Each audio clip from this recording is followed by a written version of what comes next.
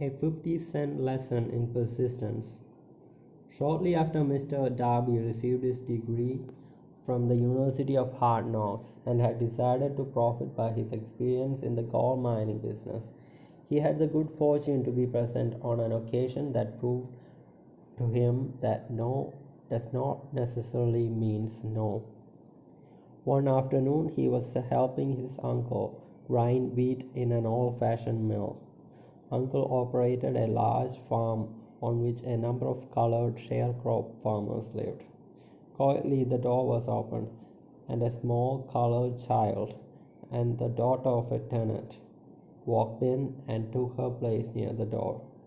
Uncle looked up, saw the child, and barked at her roughly. "What do you want?" Meekly the child replied, "My mamma say send her 50 cents." "I will not do it," the uncle retorted. "Now run on home." "Yes, sir," the child replied, but she did not move.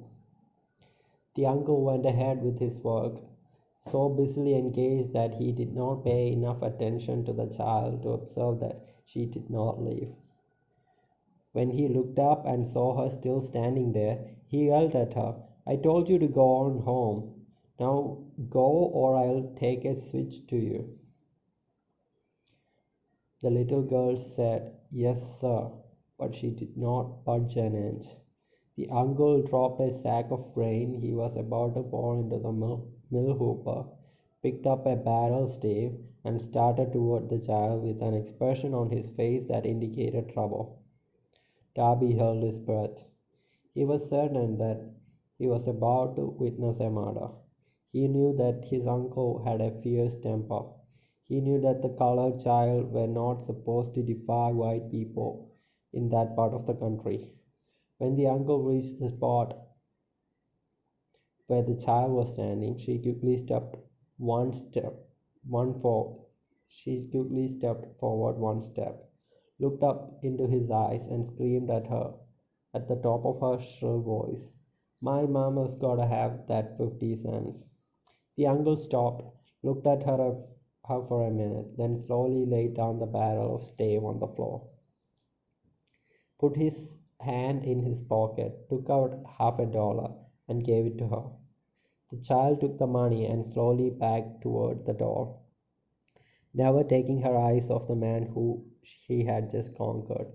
After she had gone, the uncle sat down on a box and looked out the window into the space for more than 10 minutes. He was pondering with awe over the whipping he had just taken. Mr. Darby, too, was doing some thinking. That was the first time in all his experience that he had seen a colored child deliberately master an adult white person. How did she do it? What happened to his uncle that caused him to lose his fierceness and become as docile as a lamb?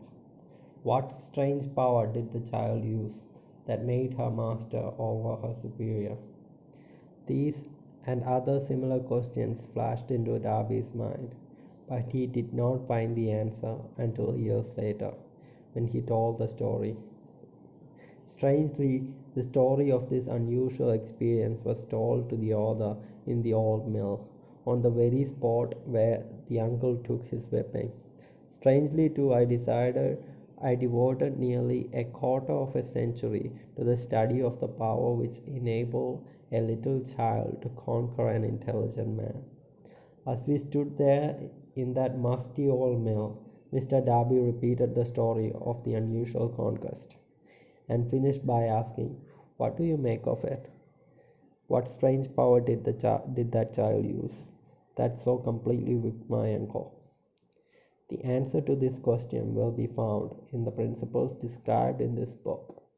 The answer is full and complete. It contains details and instructions sufficient to enable anyone to understand and apply the same force which the little child accidentally stumbled upon. Keep your mind alert, and you will observe exactly what strange power came to the rescue of the child. You will catch a glimpse of this power in the next chapter. Somewhere in the book, you will find an idea that will quicken your receptive powers and place at your command for your own benefit this irresistible power.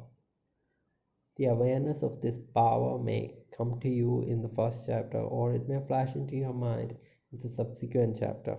It may come in the form of a single idea, or it may come in the nature of a plan or a purpose.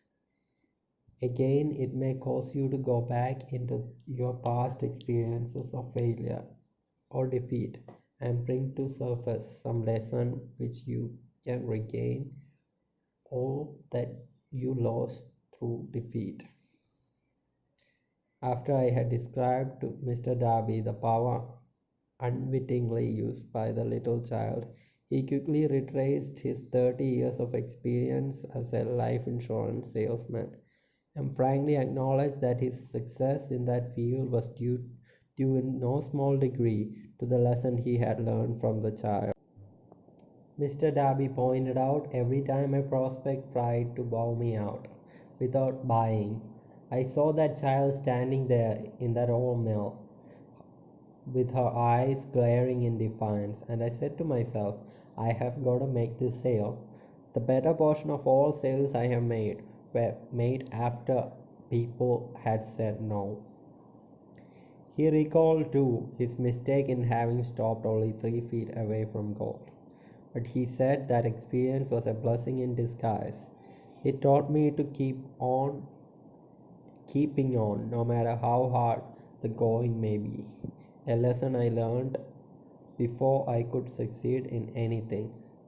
This story of Mr. Darby and his uncle, the colored child and the gold mine, that doubtless will be read by hundreds of men who make their living by selling life insurance.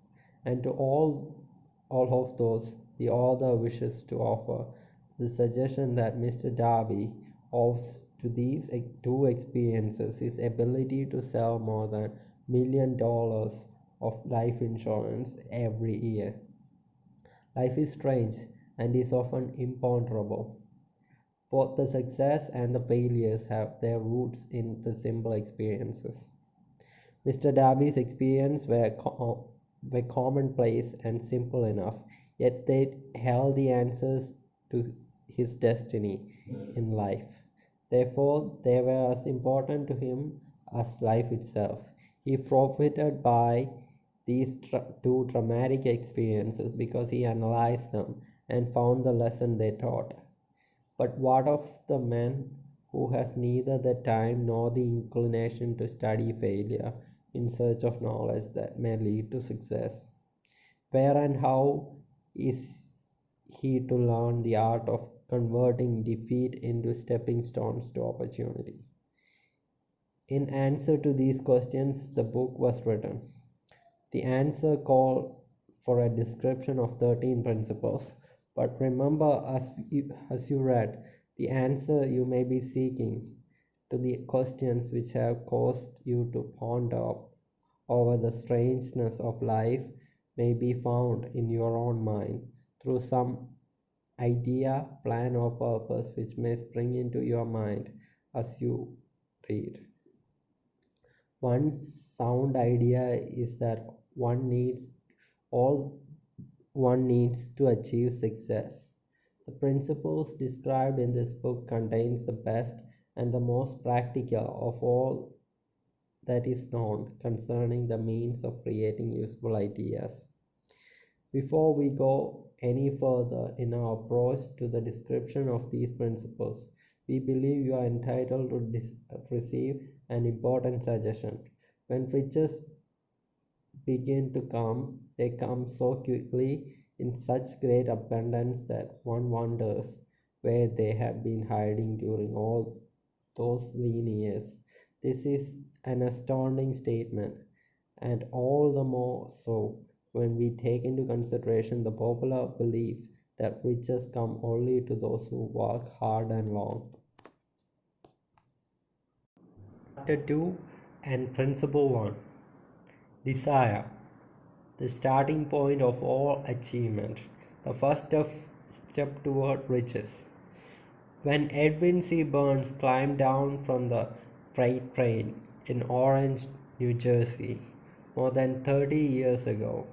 He may be resembled a tramp, but his thoughts were those of a king. As he made his way from the railroad tracks to Thomas Edison's office, his mind was at work. He saw himself standing in Edison's presence. He had heard himself asking Mr. Edison for an opportunity to carry out the one consuming obsession of his life, a burning desire to become a business associate of the great investor. Burns' desire was not a hope, it was not a wish, it was a keen, pulsating desire which transcended everything else. It was definite.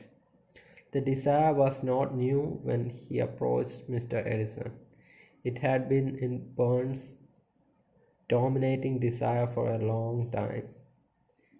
In the beginning, when the desire was first appeared in his mind, it may have been, probably was only a wish, but it was no mere wish when he appeared before Edison with it. A few years later, Edwin C. Burns again stood before Edison in the same office where he first met the inventor. This time his desire had been translated in reality. He was in business with Mr. Edison. The dominating dream of his life had become a reality. Today, people who know Burns envy him because of the break his life yielded him. They see him in the days of his triumph without taking the trouble to investigate the cause of his success. Burns succeeded because he chose a definite goal, placed all his energy, all his willpower, all his effort, everything back of that goal. He did not become the partner of Edison the day he arrived. He was content to start in the most menial work, as long as it provided an opportunity to take even one step toward his cherished goal. 5 years passed before the chance he had been seeking made its first appearance. During all those years, not one ray of hope, not one promise of attainment of this desire had been held out to him. To everyone except himself, he appeared only another cog in the Edison's business wheel. But in his own mind, he was the partner of Edison every minute of the time, from the day that he first went to work there. It is a remarkable illustration of the power of a definite desire. Burns won his goal because he wanted to be a business associate of Mr. Edison. More than he wanted anything else. He wanted a plan by which to attain the purpose. But he burned all bridges behind him. He stood by his desire until it became a dominating obsession of life and it finally a fact.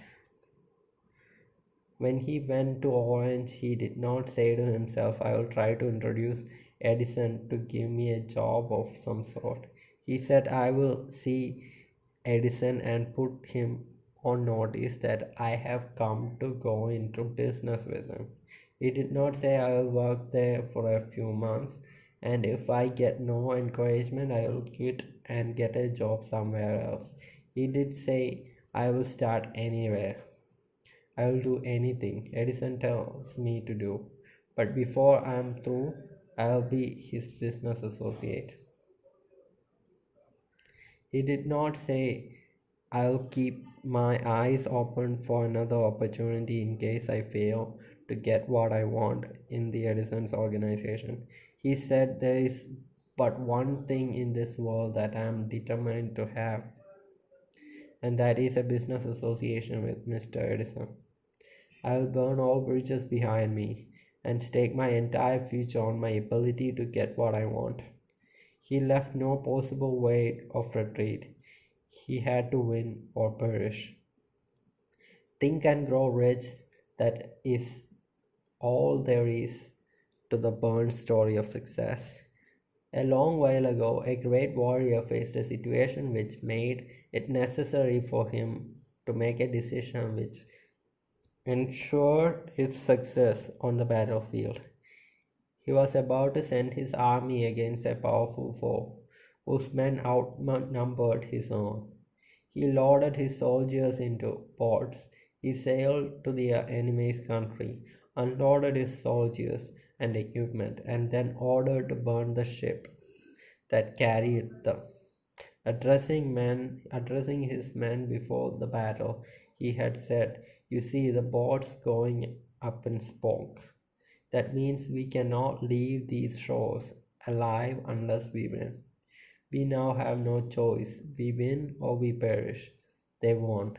Every person who wins in any undertaking must be willing to burn his ship and cut all the sources of retreat. Only by doing so can one be sure of maintaining the state of mind known as a burning desire to win, essential to success. The morning after the Great Chicago Fire, a group of merchants stood on the State Street, looking at the smoke remains of what had been their stores. They went into a conference to decide if they would try to rebuild or leave Chicago and start over in a more promising section of the country. They reached a decision, all except one, to leave Chicago. The merchant who decided to stay and rebuild pointed a finger at the remains of his store and said, and I quote, "Gentlemen, on that very spot I will rebuild the world's greatest store, no matter how many times it may burn down." That was more than 50 years ago. The store was built. It stands there today, a towering monument to the power of that state of mind known as burning desire. The easy thing for Marshall Field to have done would have been exactly what his fellow merchants did. When the going was hard and the future looked dismal, they pulled up and went where the going seemed easier. Mark well this difference between Marshfield and the other merchants, because it is the same difference which distinguishes Edwin C. Burns from the thousands of other young men who have worked in Edison's organization. It is the same difference which distinguishes practically all who succeeded from those who fail. Every human being who reaches the age of understanding of the purpose of money wishes for it. Wishing will not bring riches, but desiring riches with a state of mind that becomes an obsession, then planning definite ways and means to acquire riches, and backing those plans with persistence that does not recognize failure, will bring riches. The method by which the desire for riches can be transmuted into its financial equivalent consists of 6 finite practical steps. Step 1. First, fix in your mind the exact amount of money you desire. It is not sufficient merely to say, "I want plenty of money." Be definite as to the amount. There is a psychological reason for definiteness, which will be described in the subsequent chapter. Step 2. Determine exactly what you intend to give in return for that money you desire. There is no such reality as something for nothing. Third, establish a definite date when you intend to possess the money you desire. Step 4. Create a definite plan for carrying out your desire and begin at once, whether you are ready or not, to put this plan into action. Step 5. Write out a clear, concise statement of the amount of money you intend to acquire. Name the time limit for this acquisition. State what you intend to give in return for that money, and describe clearly the plans through which you intend to accumulate it. Step 6. Read your written statement aloud twice daily, once just retiring at night, once after rising in the morning. As you read, see and feel and believe yourself already possessing of that money.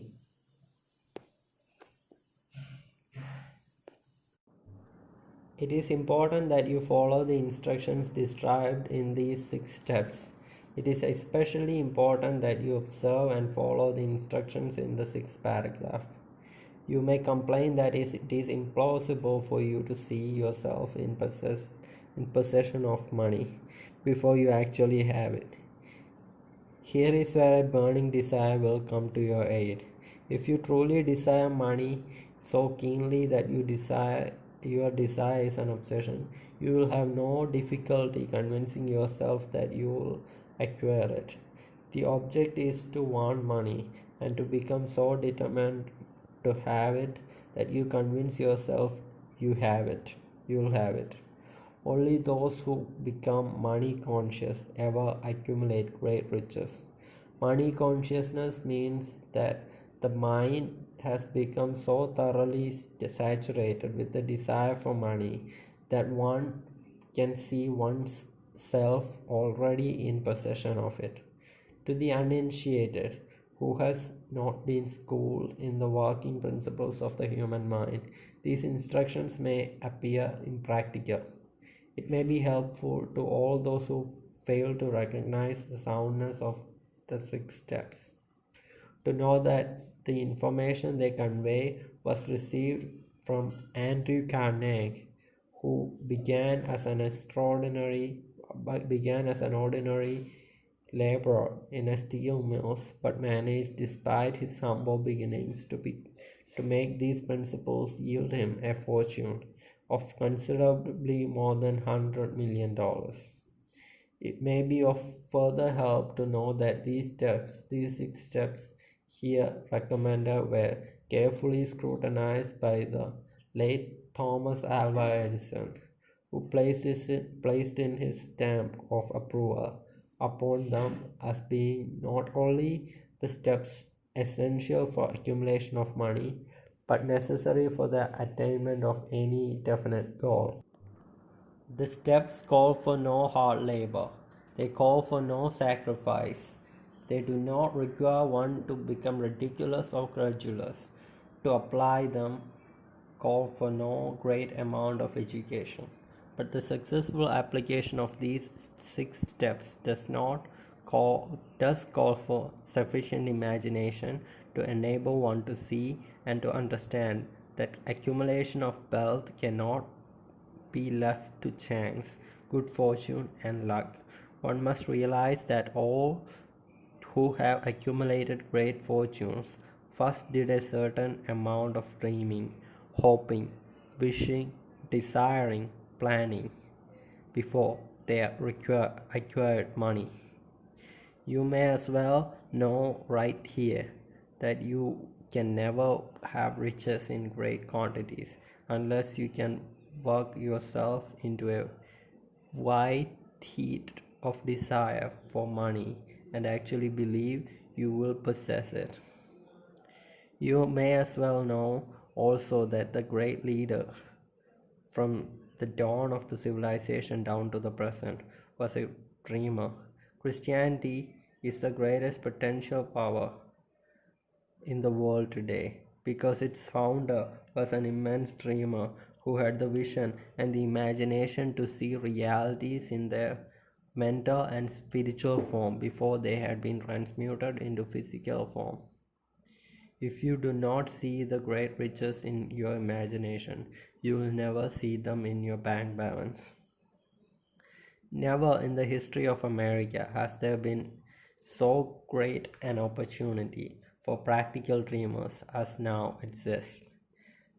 The 6-year economic collapse has reduced all men substantially to the same level. A new race is about to be run. The stakes represent huge fortunes which will be accumulated within the next 10 years. The rulers of the race have changed because we now live in a hanged world that definitely favors the masses. Those who had but little or no opportunity to win under the conditions existing during the Depression, when fear paralyzed growth and development. We who are in the race for riches should be encouraged to know that this world in which we live is demanding new ideas, new ways of doing things, new leaders, new inventions, new methods new of teaching, new methods of marketing, new books, new literature, new features for the radio, new ideas for moving pictures. Back of all this demand for the new and better things, there is one quality which one must possess to win, and that is the definiteness of purpose, the knowledge of what one wants, and a burning desire to possess it. The business depression marked the death of one age and the birth of another. This changed world requires practical dreamers who can and will put their dreams into actions. The practical dreamers have always been and always will be pattern makers of the society. We who desire to accumulate riches should remember the real leaders of the world always have been the men who harnessed and put into practical use the intangible unseen forces of unborn opportunity, and have converted those forces or impulses of thought into skyscrapers, cities, factories, airplanes, automobiles, and every form of convenience that makes life more pleasant.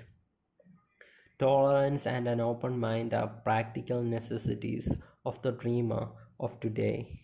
Those who are afraid of new ideas are doomed before they start. Never has there been a time more favorable to pioneers than the present. True, there are no wild or woolly west to be conquered, as in the days of covered wagon, but there is a vast business, financial and industrial world to be remolded and redirected along new and better lines.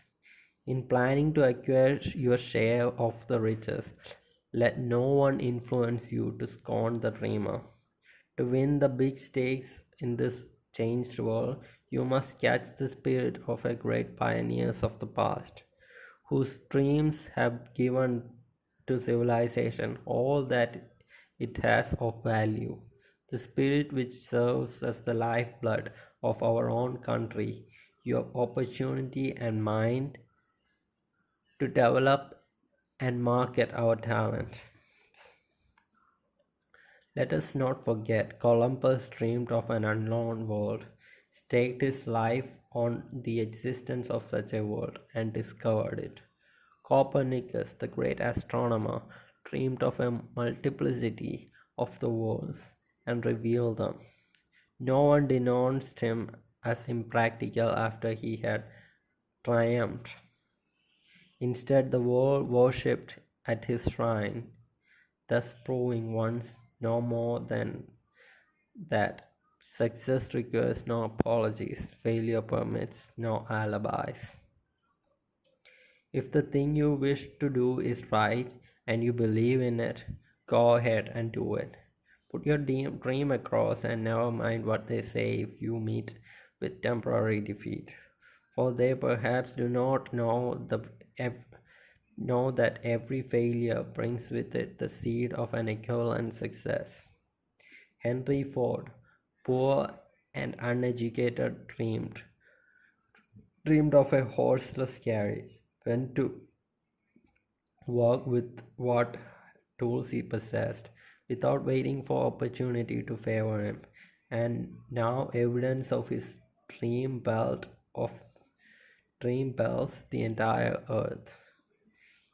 He has put more wheels into operation than any man who have ever lived, because he was not afraid to back his dreams. Thomas Edison dreamed of lamp that could be operated by electricity, began where he stood to put his dream into action. And despite more than 10,000 failures, he stood by that dream until he made it a physical reality. Practical dreamers do not quit. Whelan dreamed of a chain of cigar stores, transformed his dream into action, and now the United Cigar Stores occupy the best corners of America. Lincoln dreamed of freedom for the black slaves, put his dream into action, and barely missed living to see a united North and South translate his dream into reality. The Wright brothers dreamed of a machine that would fly through the air. Now one may see the evidence all over the world that they dreamed soundly. Marconi dreamed of a system for harnessing the intangible forces of the ether. Evidence that he did not dream in vain may be found in every wireless and radio in the world. Moreover, Marconi's dream brought the humblest cabin and the most stately manor house side by side. It made the people of every nation on earth backdoor neighbors. It gave the President of the United States a medium by which he may talk to all people of America at one time and on short notice. It may interest you to know that Marconi's friends had him taken into custody and examined in a psychopathic hospital when he announced he had discovered a principle through which he could send messages through air without the aid of wires and others directed physical means of communication. Dreamers of today fare better. The world has become accustomed to new discoveries. Nay, it has shown a willingness to reward the dreamers who gives the world a new idea. The greatest achievement was at first and for a time but a dream. The ox sleeps in the acorn, the bird waits in the egg, and the highest vision of the soul, a waking angel stirs. And I quote, dreams are the seedlings of reality. Awake, arise, and assert yourself, you dreamers of the world. Your star is now in the ascendancy. The world depression brought the opportunity you have been waiting for. It taught people humility, tolerance, and open-mindedness. The world is filled with an abundance of opportunity which the dreamers of the past will never know. A burning desire to be and to do is the starting point from which the dreamers must take off. Dreamers are not born of indifference, laziness, or lack of ambition. The world no longer scoffs at the dreamers, nor calls him impractical.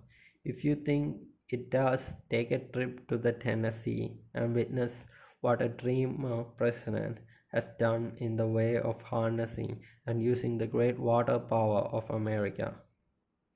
A score of years ago, such a dream would have been seemed like madness. You have been disappointed, you have undergone defeat during the Depression, and you have felt the great heart within you crushed until it bled. Take courage for these experiences. You have tempered the spiritual metal of which you are made of. They are assets of incomparable value. Remember too that all who succeeded in life get off to a bad start and pass through many heartbreaking struggles before they arrive. The turning point in the lives of those who succeed usually comes at the point of some crisis through which they are introduced to their other selves. John Bunyan wrote The Pilgrim's Progress, which is among the finest of all English literature, after he had been confined in prison and sorely punished because of his views on the subject of religion. O. Henry discovered the genius which slept within his brain after he had met with his greatest misfortune, and was confined in a prison cell in Columbus, Ohio. Being forced through misfortune to become acquainted with his and other self, and to use his imagination, he discovered himself to be a great author, instead of a miserable criminal and outcast. Strange and varied are the ways of life, and stranger still are the ways of infinite intelligence, through which men are sometimes forced to undergo all sort of punishment before discovering their own brains and their own capacity to create useful ideas through imagination. Edison, the world's greatest inventor and scientist, was a tramp telegraph operator. He failed innumerable times before he was driven, finally, to the discovery of the genius which slept within his brain. Charles Dickens began by pasting labels on blackboards. The tragedy of his first love penetrated the depths of his soul and converted him into one of the world's truly great authors. That tragedy produced first David Copperfield, then a succession of other works that made this a richer and better world for all those who read his books. Disappointment over love affairs generally has an effect of driving men to drink and women to ruin, and this because most people never learn the art of transmuting the strongest emotions into dreams of a constructive nature. Helen Keller became a deaf, dumb, and blind shortly after birth. Despite her greatest misfortune, she has written her name indelibly in the pages of the history of the great. Her entire life has served as evidence that no one ever is defeated until defeat has been accepted as a reality. Robert Burns was an illiterate country lad. He was cursed by poverty and grew up to be a drunkard in the bargain. The world was made better for his having lived, because he clothed beautiful thoughts in poetry, and thereby plucked a thorn and planted a rose in its place. Booker T. Washington was born in slavery, handicapped by race and color. Because he was tolerant and had an open mind at all times on all subjects, and was a dreamer, he left his impress for good on an entire race.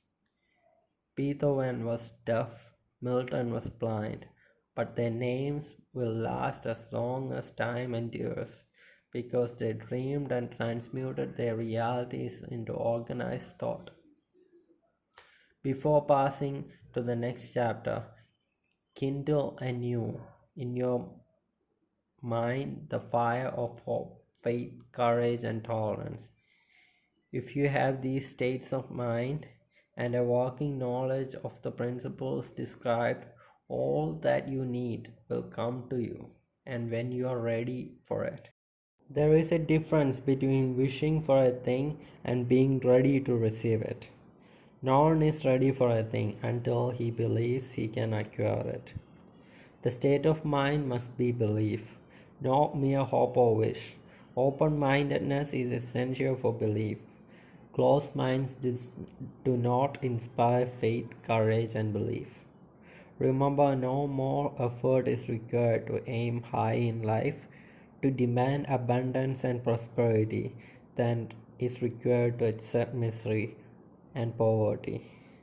A great poet has correctly stated this universal truth through his lines. And I quote, "I bargained with life for a penny, and life would pay no more. However, I begged at evening when I counted my scanty store. For life is just an employer. He gives you what you want. But once you have set the wages, why you must bear the task. I worked for a menial sire, only to learn, dismayed, that any wage I had asked of life, life would willingly paid.